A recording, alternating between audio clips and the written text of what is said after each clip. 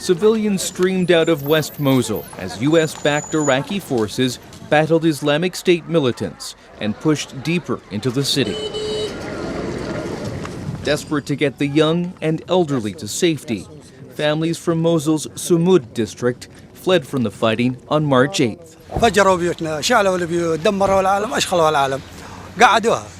العالم ماتت من الجوع، لا ماء، لا أكل، لا شرب. The United Nations has said more than 40,000 civilians have fled their homes since the battle to liberate West Mosul began on February 19th. Islamic State militants overran what was once Iraq's second largest city in 2014. A 100,000-strong force of Iraqi troops, Kurdish fighters, and Iran-backed paramilitary groups supported by U.S.-led airstrikes are trying to root them out. الطيارة وفي جيراننا يقولون انتم فرحانين تنتظرونهم قاموا ضربونا طلقتين. After driving Islamic State militants from East Mosul in January, Iraqi forces said they've liberated several southern districts of West Mosul. Government troops first took the city's airport.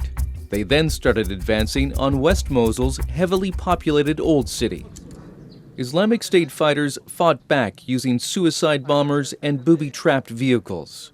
But Iraqi security forces said that hasn't prevented their steady advance. العدو اليوم أمس واليوم تكبت خسائر كبيرة بعدد قتلى وأيضا بالآليات وبالأسلحة اللي تم تدميرها والعجلات المفخخة.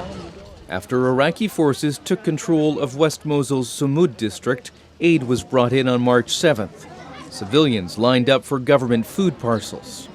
With no electricity or water, people said conditions inside the city were dire. والناس شافت الهول بهذا الانفجارات المدينة يعني الحي مالنا تقريبا نسبة كبيرة من نوبات بيوتها وعوائل جو لا يزال عوائل جو الانقاذ. Some 750,000 people were estimated to have lived in West Mosul when Iraqi forces began their offensive. Aid groups warned that more relief supplies will be needed as civilians continue to flee the fighting.